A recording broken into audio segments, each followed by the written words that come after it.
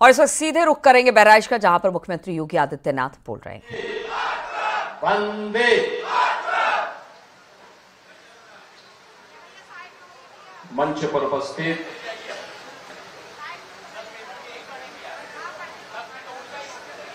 Bharatiya Janata party के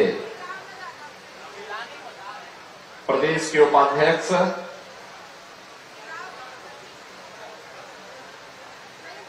विधान परिषद सदस्य और पूर्व सांसद श्री पदम सिंह चौधरी जी,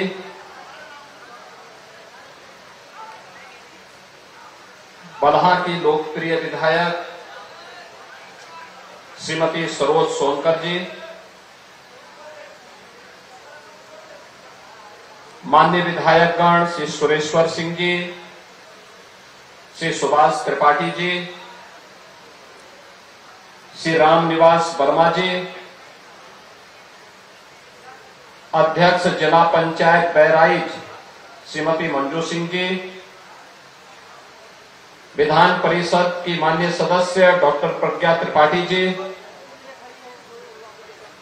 भारतीय जनता पार्टी के जिला के अध्यक्ष श्री ब्रजेश पांडे जी,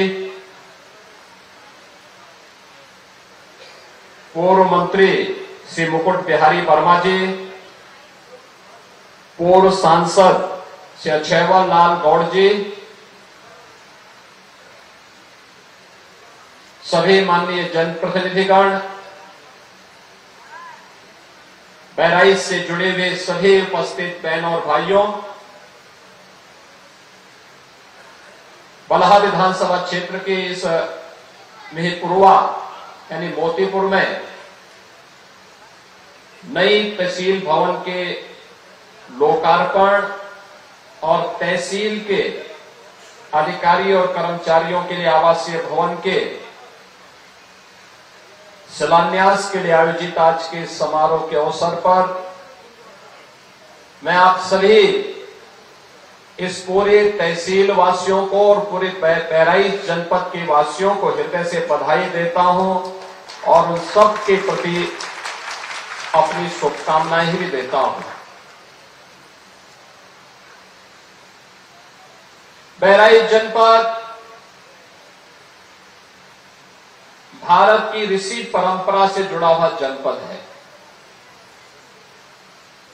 कहते हैं महर्षि बालार्क का एक विश्व प्रसिद्ध आश्रम इसी बहराइच जनपद में था और बहराइच की पहचान और नाम उन्हीं बालार्क ऋषि के नाम पर आगे चला था और ये बहराइच वही ऐतिहासिक भूमि है जहां पर एक विदेशी आक्रांता को धूल दूषित करते हुए महाराज सुहेलदेव ने भारत की विजय पताका को दिगंत तक पहुंचाने का काम किया था। महाराज सुहेलदेव का शौर्य और पराक्रम इस स्तर का था उन्होंने विदेशी आक्रांताओं के साथ जो शौर्य और पराक्रम का परिचय दिया था उसी की परिणति थी कि 150 वर्षों तक कोई विदेशी आक्रांता भारत पर हमला करने की कोई दुस्साहस नहीं कर पाया था। बहनों और भाइयों, ऐसी पावन धरा को जो ऋषि बालार्क की साधना से पवित्र हुई हो, जिस पावन धरा को अपने शौर्य और पराक्रम से महाराज सुहेलदेव ने विजय भूमि के रूप में बदल करके इसे बहराइच की पहचान दी, इस बहराइच की पावन धरा को नमन करते हुए मैं आप सबका हृदय से अभिनंदन करता हूं। बहराइच को उसकी पहचान से वंचित करने का प्रयास हुआ था और यही कारण था पिछली सरकारें घोषणा करती थी, घोषणे पे घोषणा करती थी, कार्य नहीं हो पाते थे। मेपुरवा तहसील आज तक भवन नहीं, जबकि एक सामान्य नागरिक के लिए सबसे ज्यादा उसका कार्य पड़ता है तहसील से। भूमि संबंधी रिकॉर्ड हो, उसके पैमाइश की कार्रवाई हो, वरासत की कार्रवाई हो, नामांतरण हो, बंटवारे का कार्य हो, या फिर लैंड यूज से जुड़ी हुई इस सभी मामलों का निस्तारण का केंद्र तो तहसील है। आपको अपने विरासत को आगे बढ़ाना हो, खेत के कागजात आपको चाहिए, उसका केंद्र तो तहसील है। जब तहसील की अपना भवन ही नहीं होगा, एक सामान्य न्याय को राजस्व वाद से जुड़े हुए मामलों में क्या न्याय मिल पाएगा? बहनों और भाइयों, जब 2017 में भारतीय जनता पार्टी के डबल इंजन की सरकार प्रदेश में आई, उस समय 33 लाख से अधिक ऐसे मामले थे, राजस्ववाद थे, जो लंबित पड़े थे। 33 लाख से अधिक मामले, जिसमें वरासत का मामला था, नामांतरण का मामला था, लैंड यूज के मामले थे, बंटवारे के मामले थे, पैमाइश के मामले थे। आप अनुमान करिए कि 33 लाख मामले अगर लंबित हैं, तो गांव-गांव में मारपीट होना, बलवा होना, दबंगों के द्वारा गरीब की जमीन को जबरन हथिया लेना, ये आम बात रही होगी। और यही कारण था उत्तर प्रदेश में पिछली सरकारों के निकम्मेपन के कारण, बेईमानी और भ्रष्टाचार की इस कदर उन्होंने इन केंद्रों को अड्डा बना दिया था, एक सामान्य नागरिक न्याय की उम्मीद नहीं कर सकता था। गरीब की आवाज को दबाई जाती थी। हम लोगों ने एक समय सीमा तय की, राजस्व संहिता तैयार करके सुनिश्चित किया कि एक समय सीमा के बाद अगर वाद लंबित है तो जवाबदेही तय होगी।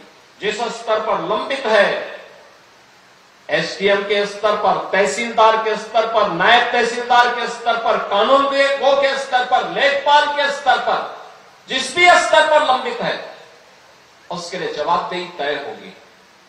और परिणाम है कि हम लोगों ने इस दौरान 33 लाख मामलों का निस्तारण करके गरीब को न्याय दिलाने का काम किया है, और उसके साथ सरकार खड़ी रही है।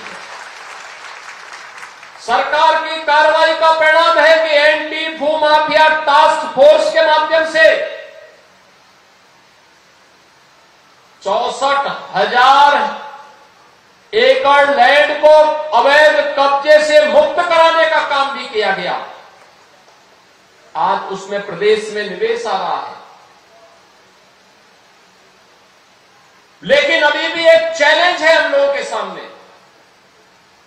और चैलेंज वही सरकार ने इसके लिए, डबल इंजन की सरकार ने फिर इसमें और व्यवस्था की है कि गांव में ग्राम सचिवालय होगा। ग्राम सचिवालय में ऑप्टिकल फाइबर या वाईफाई की हम सुविधा देंगे, और गांव में ही गांव के लोगों को बैंक की सुविधा भी देंगे। गांव में ही जन्म प्रमाण पत्र, मृत्यु प्रमाण पत्र, आय प्रमाण पत्र, जाति प्रमाण पत्र, निवास प्रमाण पत्र, सभी गांव में ही उसे उपलब्ध हो जाने चाहिए। ऑनलाइन ये सुविधा गांव में उन्हें प्राप्त हो। ज्यादातर ग्राम पंचायतों ने इस कार्य को आगे बढ़ाना प्रारंभ किया है। और दूसरा, लैंड रिकॉर्ड को डिजिटाइज करना। अब पैमाइश में मनमानापन नहीं चल सकता कि गरीब को थोड़ा सा घुमा दो तो एक गरीब का हक कोई मार ले। ये तो सारे के सारे हम सैटेलाइट के माध्यम से ऐसी व्यवस्था करेंगे कि 1 इंच लैंड भी किसी गरीब की मारी नहीं जाएगी, और इस व्यवस्था को लागू करने के लिए सरकार आगे बढ़ चुकी है। इसके लिए अच्छी तहसील भवन की आवश्यकता थी, और इसीलिए आज मैं स्वयं ही मिहीपुरवा में आया हूं, इस मोतीपुर में आया हूं, आप सबको समर्पित करने के लिए, तहसील भवन को करने के लिए आया हूं। अब ऐसा भी नहीं हो सकता कि यहां तहसील में जिन अधिकारियों की तैनाती होगी वे बहराइच में रहेंगे, नहीं, उनके लिए आवास भी यहीं बनेगा और यहीं पे कैंपस में रहकर के उस समस्या का समाधान भी करेंगे।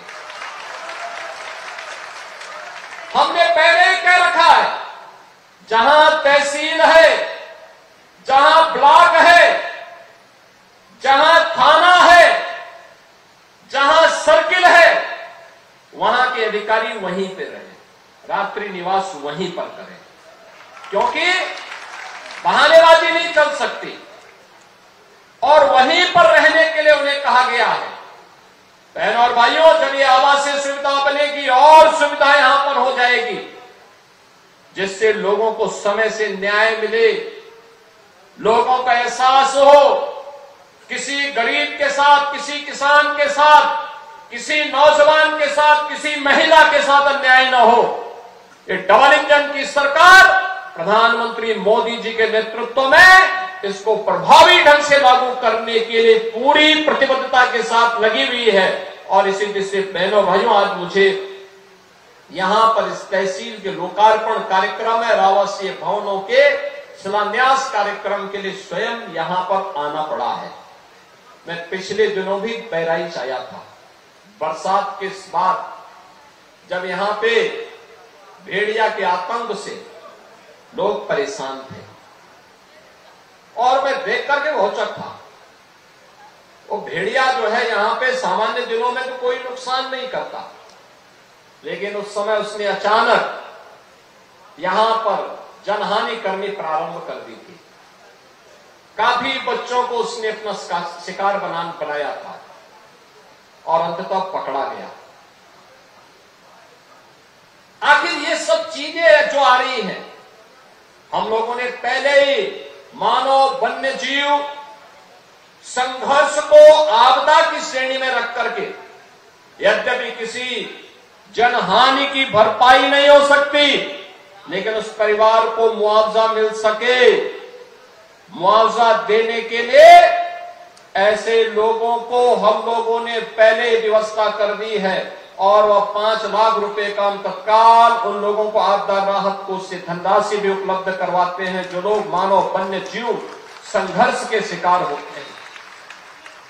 अनंत संभावनाओं को समेटे हुआ यह बहराइच जनपद घाघरा और सरयू नदी के तट पर स्थित है। खेती उपजाऊ है, अत्यंत उर्वरा भूमि है, पर्याप्त वन संपदा है, ककलियां यहां पर एक वन्य जीव का अभयारण्य भी है, पर्यटन की अनंत संभावनाएं हैं, और अब तो बहराइच में उनका मेडिकल कॉलेज भी बन गया है, और बहराइच में महाराज सुहेलदेव का विजय स्मारक भी बनकर के तैयार हो गया, जिसको कुछ ही दिनों में लोकार्पण की कार्रवाई संपादित होगी।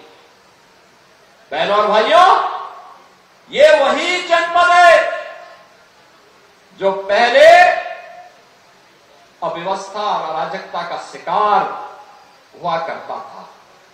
आज बहराइच में कोई अव्यवस्था नहीं फैला सकता, कोई नहीं फैला सकता।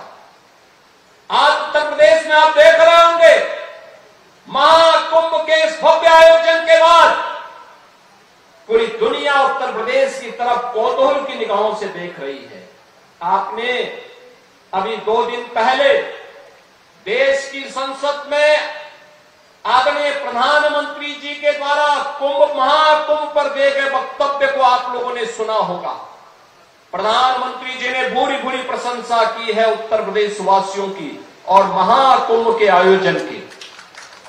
मानवता का इतना बड़ा आयोजन दुनिया में कहीं नहीं हुआ है, कोई नहीं कर सकता है।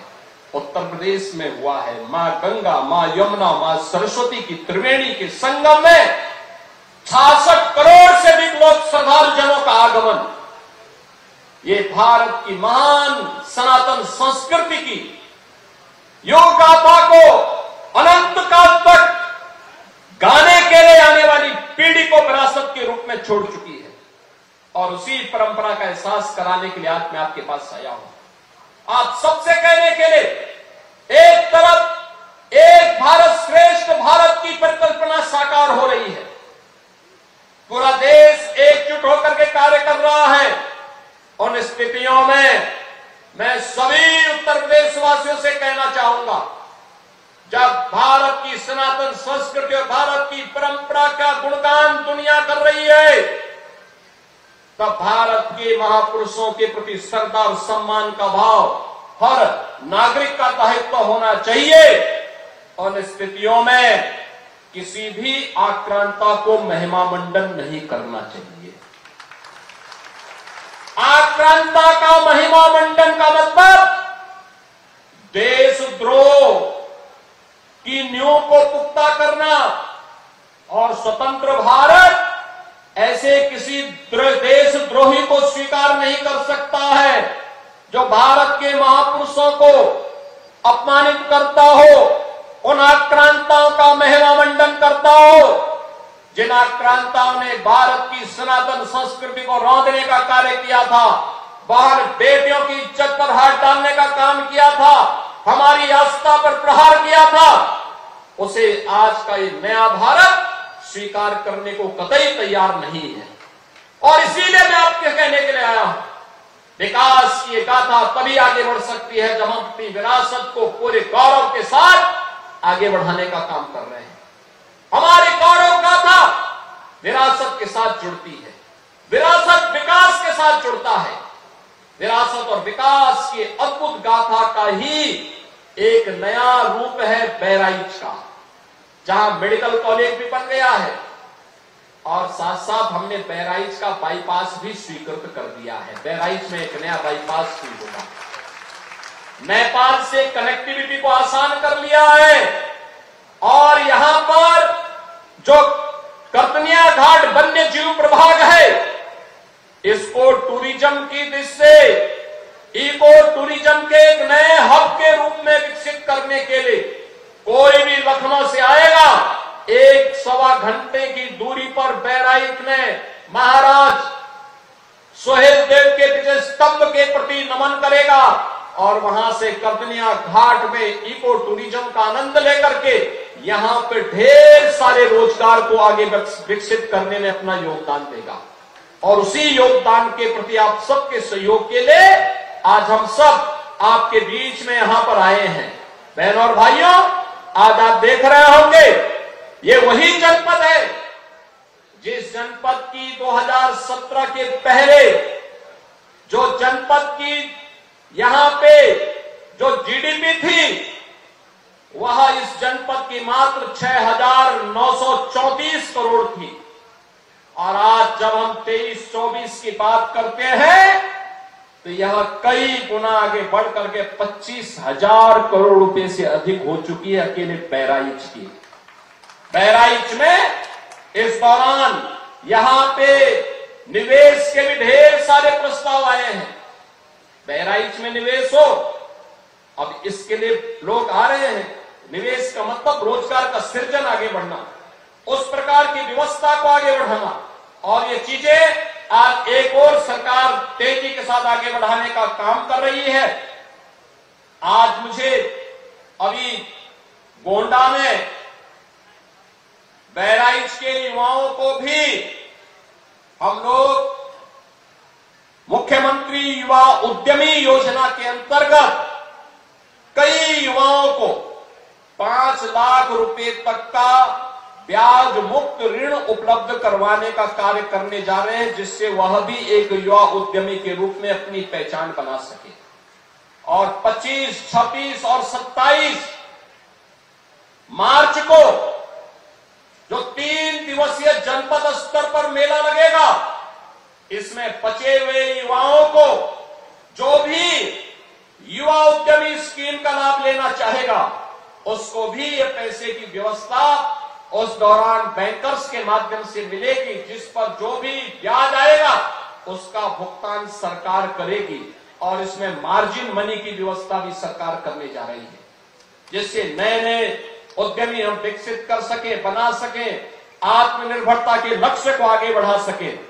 एक और जहां युवाओं को आत्मनिर्भरता के लक्ष्य को प्राप्त करने की दिशा में सरकार कदम बढ़ा रही है, बड़े निवेश को आमंत्रित कर रही है, वहीं दूसरी ओर मुझे बताते हुए प्रसन्नता है कि बहराइच जनपद में डबल इंजन सरकार ने 2,10,000 से अधिक गरीबों को एक एक आवास उपलब्ध करवाया है।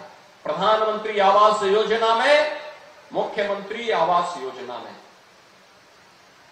इसके साथ ही 4,12,000 से अधिक गरीबों के घर में एक एक शौचालय बनाने का काम भी किया है। 1,041 गांवों में सामुदायिक शौचालय का निर्माण भी किया है और पूरे प्रदेश में 1,04,00,000 से अधिक गरीबों को हम लोग 12,000 रुपये सालाना पेंशन की सुविधा दे रहे हैं और बहराइच में 66,200 से अधिक निराश्रित महिलाओं को, 1,29,000 से अधिक वृद्धजनों को और 20,000 से अधिक दिव्यांग जनों को 12,000 रुपये सालाना पेंशन की सुविधा का लाभ भी प्रदान किया जा रहा है। और मुझे बताते हुए प्रसन्नता है कि 52,800 से अधिक बेटियों को बहराइच में मुख्यमंत्री कन्या सुमंगला योजना का लाभ प्रदान किया जा रहा है। यानी बेटी के जन्म लेने से लेकर के बेटी के द्वारा स्नातक तक की पढ़ाई के लिए 25,000 रुपये सरकार उपलब्ध करवा रही है। बहनों और भाइयों, मुख्यमंत्री सामूहिक विवाह योजना, अब तक इस योजना में हम लोगों ने हजारों बेटियों की शादी बहराइच में की है। उत्तर प्रदेश में लगभग 4,57,000 से अधिक बेटियां इससे लाभान्वित हुई हैं। गरीब परिवार इससे लाभान्वित हुए हैं। हम अब तक राशि देते थे 51,000 और अब सरकार ने तय किया है 1 अप्रैल से जब नया वित्तीय वर्ष प्रारंभ होगा तो इस नए वित्तीय वर्ष में 51,000 की राशि को बढ़ा करके मुख्यमंत्री सामूहिक विवाह योजना में 1 लाख हम करने जा रहे हैं। बेटी की शादी के लिए सरकार 1 लाख रुपए की सहायता देने जा रही है। सरकार गरीब हो, किसान हो, नौजवान हो, महिला हो, समाज के हरेक तबके को बिना भेदभाव के शासन की योजना के साथ जोड़ना चाहती है। और शासन की योजना जब बिना भेदभाव के सबको मिल रही है तो हमारे भी दायित्व बनता है कि हम भी विकास की इस प्रक्रिया का हिस्सा बने। उसी प्रक्रिया का हिस्सा बनाने के लिए आज मैं आपके बीच यहां पर आया हूं। मैं आप सबसे यही कहूंगा, याद रखना विकास का कोई विकल्प नहीं हो सकता। और जो ये भवन बनाए जा रहे हैं, हमारा प्रयास है, भवन बन गया है, बहुत शीघ्र हम लोग यही व्यवस्था करने जा रहे हैं कि हर तहसील में फायर स्टेशन की स्थापना भी हो, जिससे गर्मियों में फसलों पर या गरीबों या किसी भी घर में किसी भी अन्य स्थल पर अग्निकांड की घटना से कोई जनधन की हानि न होने पाए। लगातार सरकार इस दिशा में प्रयास कर रही है। अच्छी कनेक्टिविटी हो, आवागमन आसान हो, सरकार इसके लिए पूरी प्रतिबद्धता के साथ कार्य कर रही है। और इसीलिए आज आपके बीच में मैं यहां पर आया हूं। मैं इस अवसर पर एक बार फिर से मीरपुरवा की इस नई तहसील भवन के लोकार्पण के अवसर पर आप सभी को बधाई देता हूं। पूरे बलहा विधानसभा क्षेत्र और बहराइच के वासियों को बधाई देता हूं। आप सबको मैं आगामी चैत्र नवरात्रि का कार्यक्रम प्रारंभ होने जा रहा है 30 मार्च से। नवरात्रि की भी और रामनवमी की भी हृदय से बधाई देते हुए अपनी शुभकामनाएं देता हूं और विश्वास करता हूं कि सुशासन और विकास की इस रफ्तार के साथ कदम से कदम मिलाकर के आप हमारे जनप्रतिनिधियों के साथ आगे बढ़ेंगे। आप सबके प्रति मेरी शुभकामनाएं। धन्यवाद। जय हिंद।